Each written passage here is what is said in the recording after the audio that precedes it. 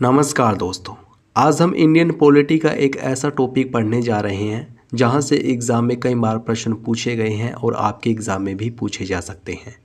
दोस्तों, इस वीडियो में हम भारतीय संविधान के अनुसूचियों के बारे में विस्तार से पढ़ेंगे और अंत में महत्वपूर्ण प्रश्नों का टेस्ट भी लगाएंगे। तो प्लीज़ आप इस वीडियो को पूरा ज़रूर देखें। वीडियो बहुत ही ज़बरदस्त, बहुत ही शानदार होगी। चलिए शुरू करते हैं।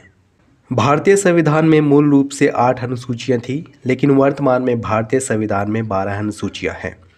9वीं अनुसूची प्रथम संविधान संशोधन अधिनियम 1951, 10वीं अनुसूची 52वें संविधान संशोधन अधिनियम 1985, 11वीं अनुसूची 73वें संविधान संशोधन अधिनियम 1992 और 12वीं अनुसूची 74वें संविधान संशोधन अधिनियम 1992 द्वारा जोड़ी गई थी। अब आइए इन अनुसूचियों के बारे में विस्तार से जान लेते हैं। यहाँ से एग्जाम में प्रश्न ज़रूर पूछे जाते हैं। प्रथम अनुसूची यानी कि फर्स्ट शेड्यूल, इसमें राज्यों के नाम और उनके राज्य क्षेत्रों के बारे में बताया गया और साथ ही साथ संघ राज्य क्षेत्रों यानी कि यूनियन टेरिटरीज़ के नाम और उनकी सीमाओं के बारे में बताया गया है। यानी कि पहली अनुसूची में राज्यों और केंद्र शासित प्रदेशों के राज्य क्षेत्र और उनकी सीमाओं के बारे में बताया गया है और वर्तमान में भारत में 28 राज्य तथा 8 केंद्र शासित प्रदेश हैं। भारतीय संविधान का अनुच्छेद 1 और अनुच्छेद 4 का संबंध प्रथम अनुसूची से है। दोस्तों, भारतीय संविधान के महत्वपूर्ण अनुच्छेदों पर भी हमने वीडियो बनाई थी। अगर आपने वो नहीं देखी है तो आप देख सकते हैं, लिंक डिस्क्रिप्शन में दे रखा है। बहुत सारे स्टूडेंट्स के द्वारा वो वीडियो देखी गई है, बहुत ही इंपॉर्टेंट थी, आप ज़रूर देखें। आइए बढ़ते हैं दूसरी अनुसूची की ओर, सेकंड शेड्यूल। इसमें विभिन्न पदाधिकारियों के वेतन, भत्ते और पेंशन के बारे में बताया गया है और वे पदाधिकारी हैं भारत का राष्ट्रपति और राज्यपाल, राज्यों के राज्यपाल, लोकसभा के अध्यक्ष और उपाध्यक्ष, राज्यसभा के सभापति और उपसभापति, राज्य विधानसभाओं के अध्यक्ष और उपाध्यक्ष, राज्य विधान परिषदों के सभापति और उपसभापति, सर्वोच्च न्यायालय के न्यायाधीश, उच्च न्यायालय के न्यायाधीश और भारत के नियंत्रक एवं महालेखा परीक्षक। इन सभी पदाधिकारियों के वेतन, भत्ते और पेंशन के बारे में दूसरी अनुसूची में बताया गया है। आप इनके बारे में ज़रूर याद रखें। तीसरी अनुसूची यानी कि थर्ड शेड्यूल, इसमें विभिन्न पदाधिकारियों और सदस्यों द्वारा ली जाने वाली शपथ के बारे में बताया गया है। यानी कि तीसरी अनुसूची का संबंध शपथ से है। किन की शपथ से? संघ के मंत्री, संसद के सदस्य, संसद के चुनाव के अभ्यर्थी, राज्य के मंत्री, राज्य विधानमंडल के सदस्य और राज्य विधानमंडल के चुनाव के अभ्यर्थी, सर्वोच्च न्यायालय के न्यायाधीश, उच्च न्यायालय के न्यायाधीश, भारत का नियंत्रक एवं महालेखा परीक्षक। इन सभी पदाधिकारियों के शपथ के बारे में तीसरी अनुसूची में बताया गया है। तो तीसरी अनुसूची का संबंध किससे है? पदाधिकारियों की शपथ से। आइए बढ़ते हैं चौथी अनुसूची की ओर, फोर्थ शेड्यूल। इसमें राज्यों और संघ राज्य क्षेत्रों के लिए राज्यसभा में स्थानों के आवंटन के बारे में बताया गया है। यानी कि राज्य और केंद्र शासित प्रदेशों में राज्यसभा की सीटें कितनी कितनी होंगी, ये प्रावधान किया गया है चौथी अनुसूची में। और भारतीय संविधान के 2 अनुच्छेद, अनुच्छेद 4 का क्लोज 1 और अनुच्छेद 80 का क्लोज 2 चौथी अनुसूची से संबंधित है। यानी इन अनुच्छेदों में भी वही बात बताई गई है जो चौथी अनुसूची में बताई गई है। आइए बढ़ते हैं आगे, पांचवी अनुसूची यानी कि फिफ्थ शेड्यूल। इस अनुसूची में अनुसूचित क्षेत्रों और अनुसूचित जनजातियों के प्रशासन और नियंत्रण से जुड़े प्रावधान किए गए हैं।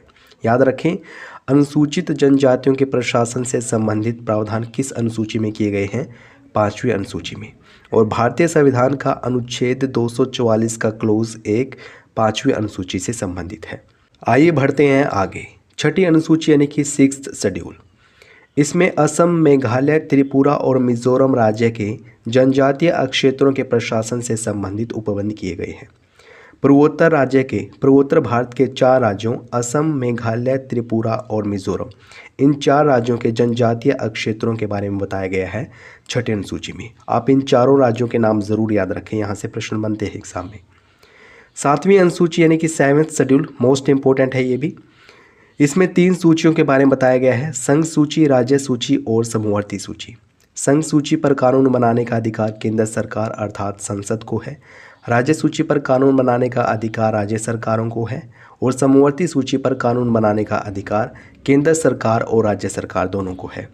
बट इसका मतलब ये नहीं है कि राज्य सूची पर जो कानून बनाए जाएंगे या फिर राज्य सूची के विषयों पर जो कानून बनाए जाएंगे वो सिर्फ और सिर्फ राज्य सरकारों द्वारा बनाए जाएंगे। अगर राज्य सूची का कोई विषय राष्ट्रीय महत्व का है तो उस पर संसद अर्थात केंद्र सरकार भी कानून बना सकती है।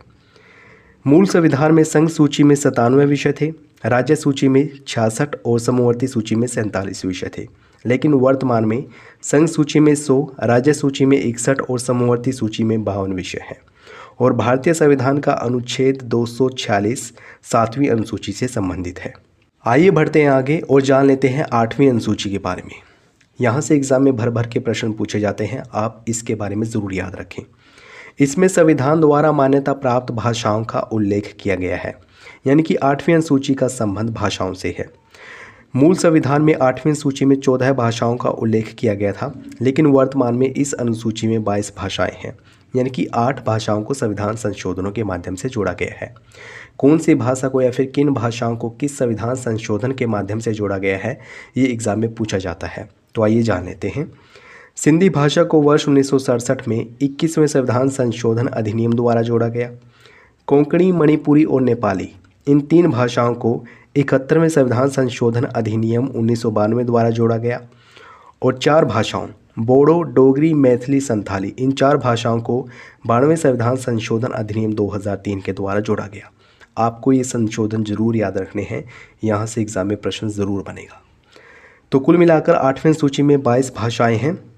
आप इन भाषाओं के बारे में याद रख सकते हैं। यहाँ से प्रश्न इस प्रकार से बन सकता है कि किस भाषा का उल्लेख 8वीं सूची में नहीं किया गया है, 8वीं सूची में नहीं किया गया है। तो आपको पता होना चाहिए कि 8वीं सूची में कौन कौन सी भाषाएं हैं। आइए एक बार देख लेते हैं सभी भाषाओं को। असमिया, बांग्ला, बोडो, डोगरी, गुजराती, हिंदी, कन्नड़, कश्मीरी, कोंकणी, मैथिली, मलयालम, मणिपुरी, मराठी, नेपाली, उड़िया, पंजाबी, संस्कृत, संथाली, सिंधी, तमिल, तेलुगु और उर्दू, इन 22 भाषाओं का उल्लेख 8वीं सूची में किया गया है। और भारतीय संविधान के 2 अनुच्छेद 344 का क्लोज 1 और 351 8वीं अनुसूची से संबंधित है। आइए बढ़ते हैं आगे, जान लेते हैं 9वीं अनुसूची के बारे में। शुरू में मैंने बताया था कि भारतीय संविधान में मूल रूप से 8 अनुसूचियाँ थी, यानी कि 9वीं अनुसूची को संविधान संशोधन के माध्यम से जोड़ा गया है। 9वीं अनुसूची को पहले संविधान संशोधन अधिनियम 1951 द्वारा जोड़ा गया है। और इसका उद्देश्य क्या था, इसको क्यों जोड़ा गया है? इसका उद्देश्य था भूमि सुधारों और जमींदारी उन्मूलन के लिए बनाए जाने वाले अधिनियमों, नियमों और विनियमों को न्यायालय के पुनर्विलोकन की शक्ति से बाहर रखना, ये इसका उद्देश्य था। यानी कि भूमि सुधारों से संबंधित जो भी कानून बनाए जाएंगे, उन कानूनों पर न्यायालय में बहस नहीं की जा सकती, न्यायालय में वाद विवाद नहीं किया जा सकता, ये व्यवस्था की गई थी 9वीं अनुसूची में। और इस अनुसूची में वर्तमान में 284 प्रविष्टियाँ हैं। लेकिन सर्वोच्च न्यायालय ने वामन राव के मामले में वर्ष 1981 में स्पष्ट कर दिया था कि 24 अप्रैल 1973 के बाद 9वीं अनुसूची में शामिल किए जाने वाले अधिनियम की न्यायिक समीक्षा की जा सकती है, अर्थात उनकी न्यायालय में जांच हो सकती है, न्यायालय में वाद विवाद हो सकता है उन विषयों पर। 24 अप्रैल 1973 केशवानंद भारती मामले की डेट है, बहुत ही बड़ा मामला था ये। और इसी मामले में ये कहा गया कि भारतीय संविधान का एक बेसिक स्ट्रक्चर है और उस बेसिक स्ट्रक्चर में संशोधन नहीं किया जा सकता। आप जहाँ मर्जी संशोधन कर सकते हैं, लेकिन संशोधन ऐसा होना चाहिए जिससे बेसिक स्ट्रक्चर का उल्लंघन ना हो। ये व्यवस्था केशवानंद भारती मामले में की गई थी। जो 9वीं अनुसूची है, इसका संबंध अनुच्छेद 31 ख से है। आइए बढ़ते हैं आगे, जान लेते हैं 10वीं अनुसूची के बारे में, 10th शेड्यूल। इसे 52वें संविधान संशोधन अधिनियम 1985 द्वारा जोड़ा गया था। और इसमें दल बदल के आधार पर संसद और विधानसभा के सदस्यों की निहरता से संबंधित उपबंध किए गए हैं। इसे दल बदल विरोधी कानून के नाम से भी जाना जाता है। और 91वें संविधान संशोधन अधिनियम 2003 द्वारा इसमें एक संशोधन भी किया गया था। तो याद रखें, 10वीं अनुसूची का संबंध दल बदल कानून से है और इसे 52वें संविधान संशोधन अधिनियम 1985 द्वारा जोड़ा गया था। आइए बढ़ते हैं 11वीं अनुसूची की ओर। इस अनुसूची को 73वें संविधान संशोधन अधिनियम 1992 द्वारा जोड़ा गया था और इसमें पंचायतों की शक्तियों और जिम्मेदारियों के बारे में बताया गया है। यानी कि 11वीं अनुसूची का संबंध पंचायती राज से है। और इस अनुसूची में 29 विषय हैं, यानी कि इन 29 विषयों पर कानून बनाने का अधिकार पंचायतों को दिया गया है। और भारतीय संविधान का अनुच्छेद 243(6) 11वीं अनुसूची से संबंधित है। 12वीं अनुसूची की बात करें तो इसे 74वें संविधान संशोधन अधिनियम 1992 द्वारा जोड़ा गया था और इसमें नगर पालिकाओं की शक्तियों और जिम्मेदारियों के बारे में बताया गया है। 12वीं अनुसूची का संबंध नगर पालिकाओं से है इसमें 18 विषय है और भारतीय संविधान का अनुच्छेद 243 12वीं अनुसूची से संबंधित है। अब आइए इंपॉर्टेंट क्वेश्चंस का टेस्ट लगा लेते हैं। अगर आपने इस वीडियो को ध्यान से देखा है तो आप इस टेस्ट में झंडे गाड़ देंगे। पहला प्रश्न है, भारतीय राज्यों के नाम और उनके राज्य क्षेत्रों का संबंध किस अनुसूची से है? इसका सही जवाब होगा ऑप्शन ए, प्रथम अनुसूची। याद रखें, पहली अनुसूची में भारतीय राज्यों के नाम और उनके राज्य क्षेत्र के बारे में बताया गया है और साथ ही साथ केंद्र शासित प्रदेशों के नाम और उनकी सीमाओं के बारे में भी पहली अनुसूची में बताया गया है। दूसरी अनुसूची में विभिन्न पदाधिकारियों के वेतन, भत्ते और पेंशन के बारे में बताया गया है। तीसरी अनुसूची में विभिन्न पदाधिकारियों की शपथ के बारे में बताया गया है और चौथी अनुसूची में बताया गया है कि राज्यों और केंद्र शासित प्रदेशों में राज्यसभा की कितनी कितनी सीटें होंगी। आइए बढ़ते हैं नेक्स्ट इंपॉर्टेंट क्वेश्चन की ओर। अगला प्रश्न है, भारत के विभिन्न पदाधिकारियों के वेतन, भत्ते तथा पेंशन का प्रावधान किस अनुसूची में किया गया है? इसका सही जवाब होगा ऑप्शन बी, दूसरी अनुसूची में। याद रखें, दूसरी अनुसूची का संबंध पदाधिकारियों के वेतन, भत्ते और पेंशन से है। बढ़ते हैं आगे। सिंधी भाषा को किस संविधान संशोधन अधिनियम द्वारा 8वीं अनुसूची में जोड़ा गया?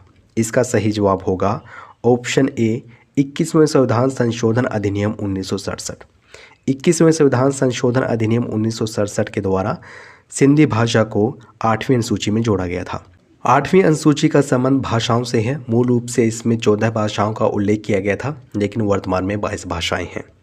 नेक्स्ट क्वेश्चन है, भारत के विभिन्न पदाधिकारियों द्वारा ली जाने वाली शपथ का उल्लेख भारतीय संविधान की किस अनुसूची में मिलता है? इसका सही जवाब होगा ऑप्शन सी, तीसरी अनुसूची में। याद रखें, तीसरी अनुसूची में विभिन्न पदाधिकारियों द्वारा ली जाने वाली शपथ के बारे में बताया गया है। नेक्स्ट इंपॉर्टेंट क्वेश्चन है, निम्नलिखित में से कौन सी अनुसूची 74वें संविधान संशोधन अधिनियम 1992 द्वारा जोड़ी गई थी? इसका सही जवाब होगा ऑप्शन डी, 12वीं अनुसूची। 12वीं अनुसूची को 74वें संविधान संशोधन अधिनियम 1992 द्वारा जोड़ा गया था और यह नगर पालिकाओं से संबंधित अनुसूची है। इसमें 18 विषय हैं। 8वीं अनुसूची है जो, ये तो ऑलरेडी थी संविधान में।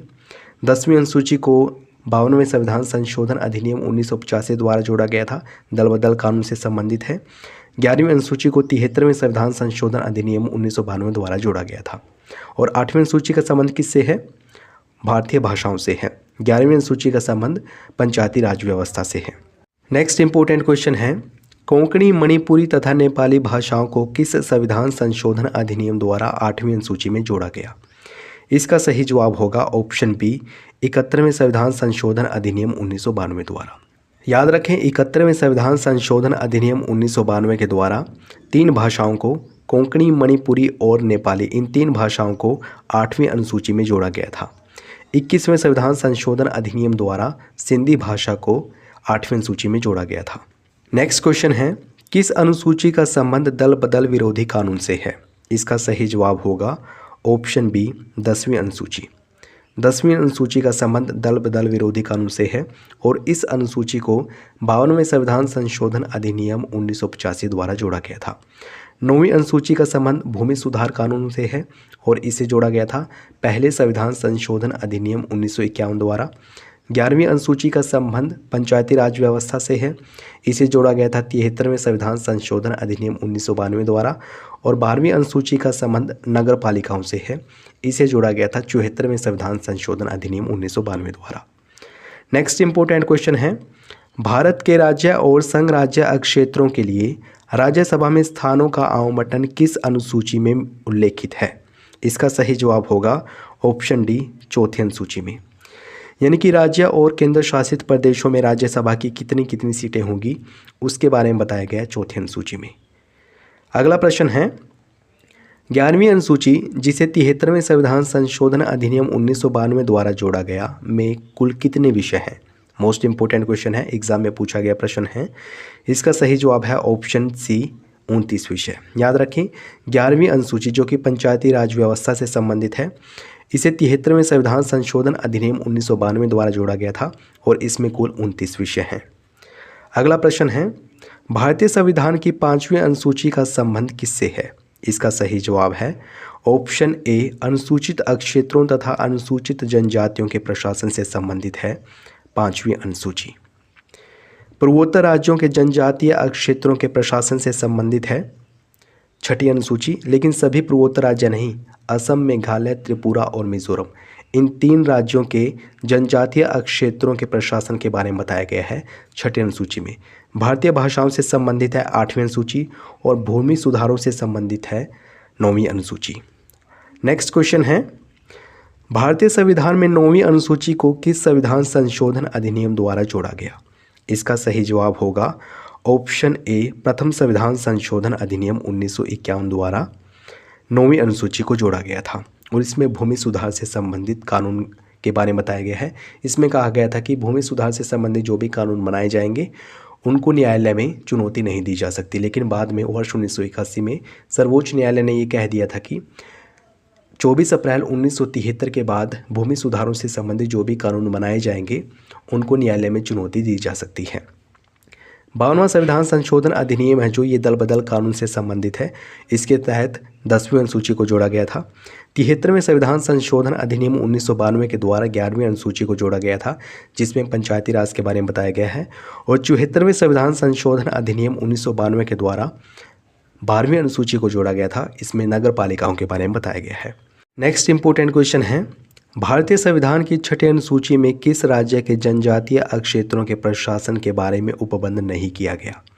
इसका सही जवाब होगा ऑप्शन डी, नागालैंड। याद रखें 6ठी अनुसूची में पूर्वोत्तर भारत के 4 राज्यों के बारे में बताया गया है। 4 राज्यों के जनजातीय क्षेत्रों के प्रशासन से संबंधित प्रावधान किए गए हैं। उन 4 राज्यों में नागालैंड शामिल नहीं है। असम, मेघालय, त्रिपुरा और मिजोरम, इन 4 राज्यों के बारे में, इन 4 राज्यों के जनजातीय क्षेत्रों के प्रशासन के बारे में 6ठी अनुसूची में बताया गया है। नेक्स्ट क्वेश्चन है, भारतीय संविधान की किस अनुसूची में संघ सूची, राज्य सूची तथा समवर्ती सूची के विषयों के बारे में बताया गया है? इसका सही जवाब होगा ऑप्शन ए, 7वीं अनुसूची। याद रखें 7वीं अनुसूची में 3 सूचियाँ दे रखी हैं, संघ सूची, राज्य सूची और समवर्ती सूची। संघ सूची पर कानून बनाती है संसद, राज्य सूची पर कानून बनाती है राज्य सरकारें और समवर्ती सूची पर कानून बनाने का अधिकार राज्य सरकार और केंद्र सरकार दोनों को है। 8वीं अनुसूची भाषाओं से संबंधित है, 9वीं अनुसूची भूमि सुधार से संबंधित है और 10वीं अनुसूची दल बदल कानून से संबंधित है। तो ये प्रश्न आप लोगों के लिए है। प्लीज़ आप इस प्रश्न का सही जवाब कमेंट बॉक्स में ज़रूर बताएं। डिटेल में बताएंगे तो हमें और अच्छा लगेगा और आपके कमेंट को पिन भी कर दिया जाएगा। प्रश्न पूछा गया है आपसे, बोडो, डोगरी, मैथिली और संथाली भाषाओं को किस संविधान संशोधन अधिनियम द्वारा 8वीं अनुसूची में जोड़ा गया? ऑप्शंस हैं 21वें संविधान संशोधन अधिनियम 1967, 73वें संविधान संशोधन अधिनियम 1992, 92वें संविधान संशोधन अधिनियम 2003 या फिर 52वें संविधान संशोधन अधिनियम 1985। आप इस प्रश्न का सही जवाब कमेंट बॉक्स में ज़रूर बताएं। वीडियो कैसी लगी है ये भी बताएं। अगर अच्छी लगी है तो प्लीज़ इसको लाइक और शेयर करना न भूलें। अगर आपने चैनल को सब्सक्राइब नहीं किया है प्लीज़ अभी सब्सक्राइब करें। यदि आप इस वीडियो की PDF प्राप्त करना चाहते हैं तो डिस्क्रिप्शन में लिंक दे रखा है, उसके माध्यम से आप इस वीडियो की PDF प्राप्त कर सकते हैं। वीडियो देखने के लिए आपका बहुत बहुत धन्यवाद।